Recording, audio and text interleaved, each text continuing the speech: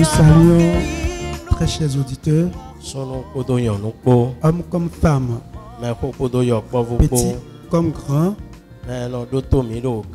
ceux-là qui nous écoutent en ce moment. Cette activité que le Seigneur nous a donné l'occasion de faire, nous saluons tous nos auditeurs. Que le Sauveur des âmes, le Roi éternel, il nous fera bénéficier de ça. Comme nous n'avons pas assez de temps, nous allons aborder en même temps notre sujet. Et avant d'aborder le sujet, nous prions et nous confions tout à Dieu. Parce que c'est lui qui nous conduit en toutes choses.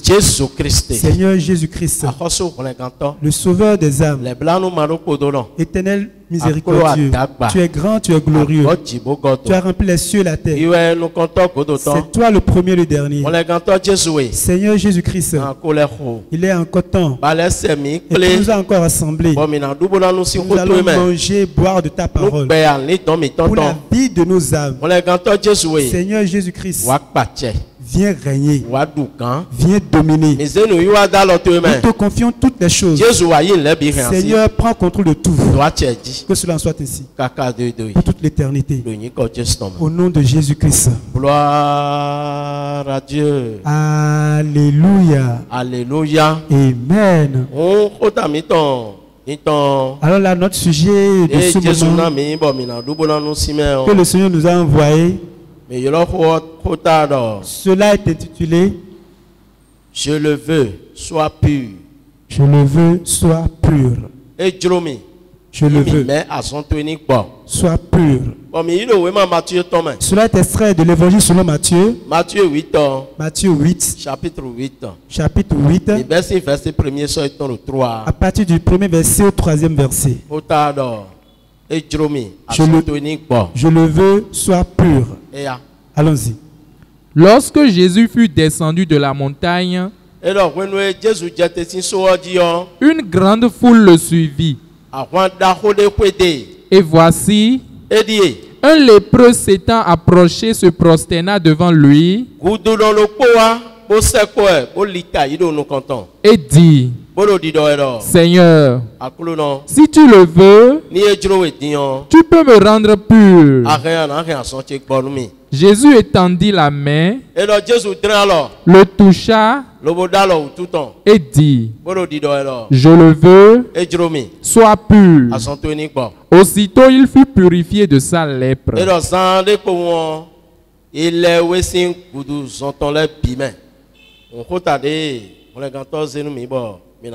C'est le sujet que le Seigneur nous a donné en ce moment. Nous allons prier. Seigneur Jésus-Christ, Dieu roi des armées, c'est toi qui donnes le pain de vie. Nous voulons manger et boire. Viens ouvrir les cœurs. Nos auditeurs, nous te les confions. Seigneur Dieu puissant, à travers la parole, touche les cœurs. Que cela en soit ainsi. Au nom de Jésus-Christ. Frères et sœurs dans le Seigneur, très chers frères dans le monde, c'est ce que le Seigneur nous a donné en ce moment. Et ce propos, nous allons nous demander de qui cette question est venue. De qui ce propos est venu? C'est le Sauveur des âmes, Jésus-Christ. C'est Jésus de Nazareth. Celui qui a pris chair, qui est venu à cause de nous les hommes. C'est lui qui a dit cela. C'est lui qui le dit. Et il dit: oui, je le veux.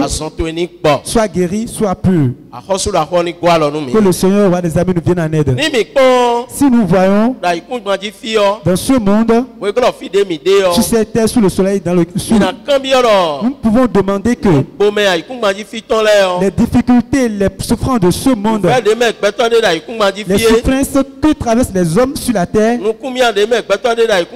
les tribulations que l'homme traverse sur la terre, terre, les maladies dont nous souffrons sur la terre, les souffrances que nous traversons, les morts subites, les tribulations, les épreuves, ça vient de qui? Est-ce que cela vient réellement de Dieu? Celui qui a créé les cieux et la terre et qui a créé l'homme pour le repos, pour la paix, qui a créé l'homme pour la paix. Est-ce que c'est de lui que viennent ces mots-là? Non, du tout pas, cela ne vient pas de Dieu. La raison pour laquelle je le dis ainsi, c'est que voyons l'homme qui est ici. L'homme qui est malade ici, qui est souffrant ici. Parce que si on dit la maladie ne vient pas de Dieu. La souffrance ne vient pas de Dieu. La malédiction ne vient pas de Dieu. La malédiction ne vient pas de Dieu. Les tribulations ne sont pas venues de Dieu. C'est venu, ça vient du diable. Et le chemin par lequel il a pris pour pouvoir atteindre l'homme, c'est que l'homme a accueilli le péché. L'homme a obéi à la voix de l'animal. Et il a désobéi à la voix de Dieu. C'est pour cela le Créateur de la terre dit, il a dit que tu ne prendras pas du fruit de la connaissance du bien et du mal. Que tu ne le prendras pas.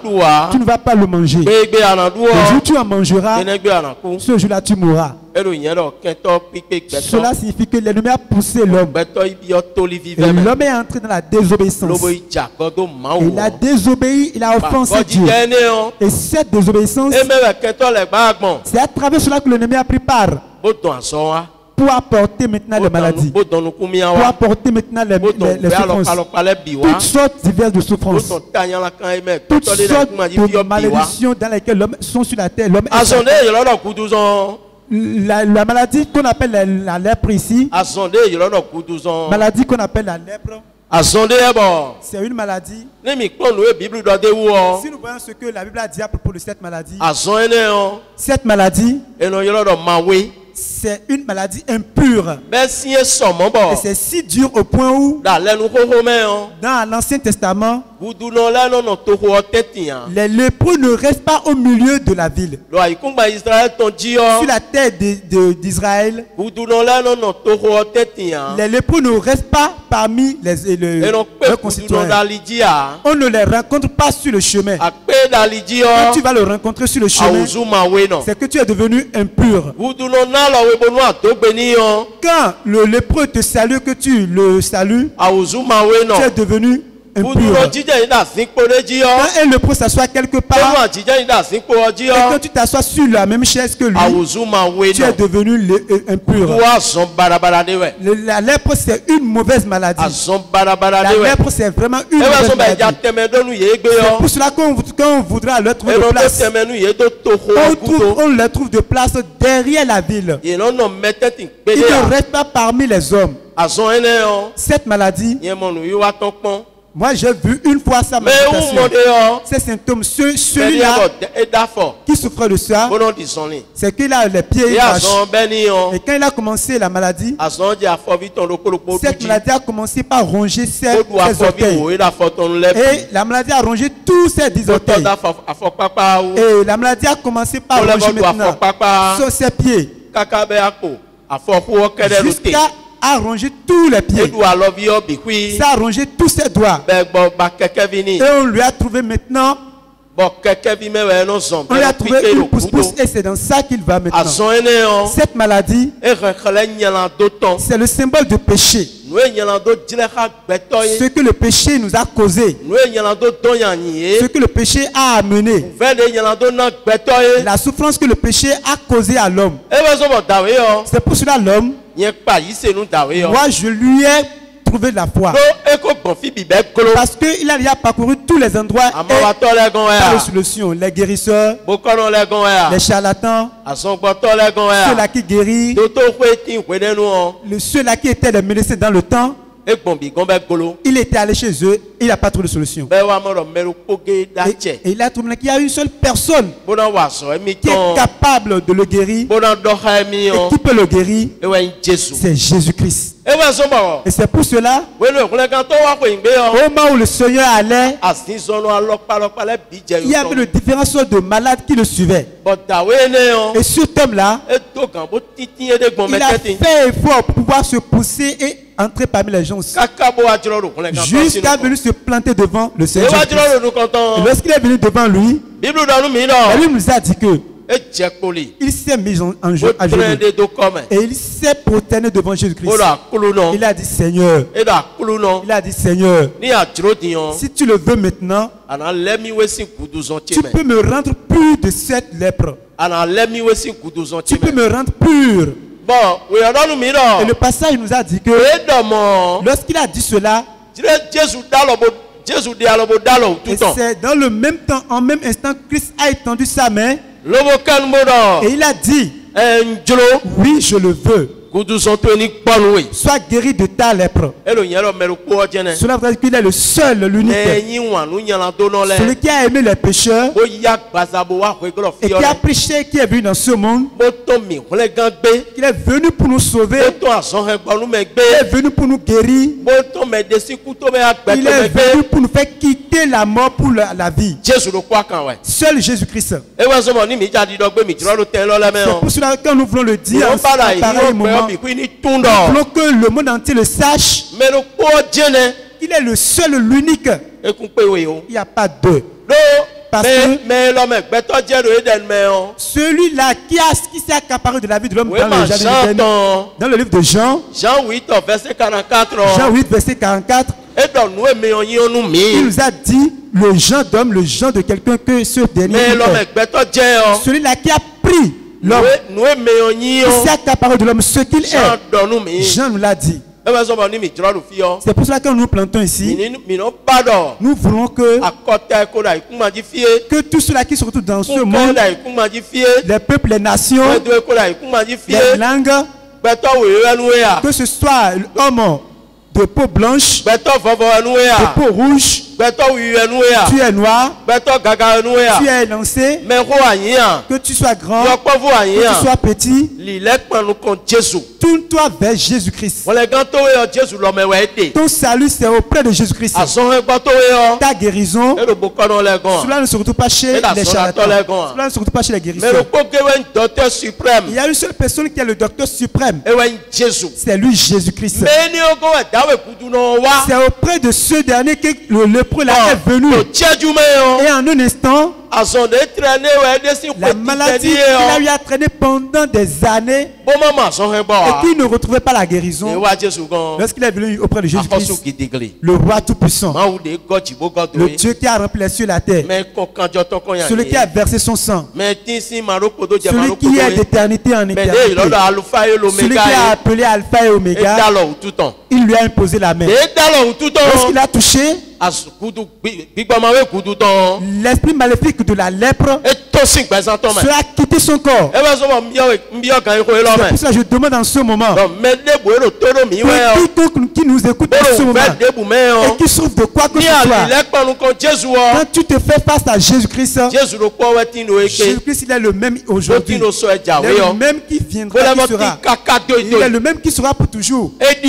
Il n'a jamais changé. Jésus-Christ est toujours dans sa beauté et il va te toucher et tu vas chercher la maladie, tu vas plus le trouver. Donc pour cela, laissons tous le malin. Voilà, c'est ce que le diable et que le passage nous dit ici. Allons-y. Vous avez pour père le diable.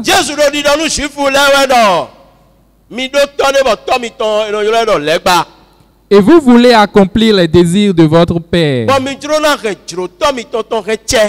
Il a été meurtrier dès le commencement. Et il ne se tient pas dans la vérité parce qu'il n'y a pas de vérité en lui. Lorsqu'il profère le mensonge, il parle de son propre fond, car il est Il est menteur et le père du mensonge. C'est ce que le diable est. Est-ce que c'est ce dernier qu'on peut suivre dans ce monde et être sauvé? C'est lui qu'on va suivre pour être avant la paix. C'est pour ça que vous voyez correctement tout ce qu'on appelle couvent. C'est du mensonge qui a là-dedans. C'est du mensonge qui a là-dedans. La tromperie, c'est ça qui a là-dedans. C'est la meurtre qui est là-dedans. La méchanceté. Et l'homme est né là-dedans comme ça.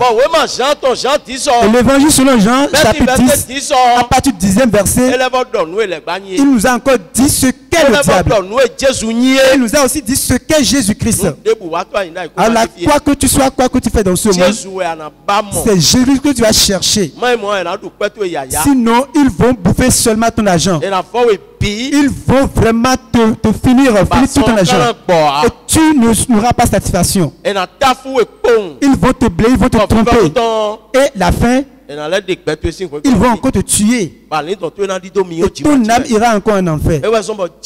C'est pour cela, seul Jésus-Christ. Seul Jésus-Christ est le chemin, la vérité et la vie. Nul ne verra le Père sans Jésus. Nul ne peut avoir le repos, la paix sans Jésus-Christ. Nul ne peut avoir la paix sans Jésus-Christ. Nul ne peut être sauvé sans Jésus-Christ. C'est Jésus-Christ que tu vas voir. Lisons le passage. Le voleur ne vient que pour dérober, égorger et détruire.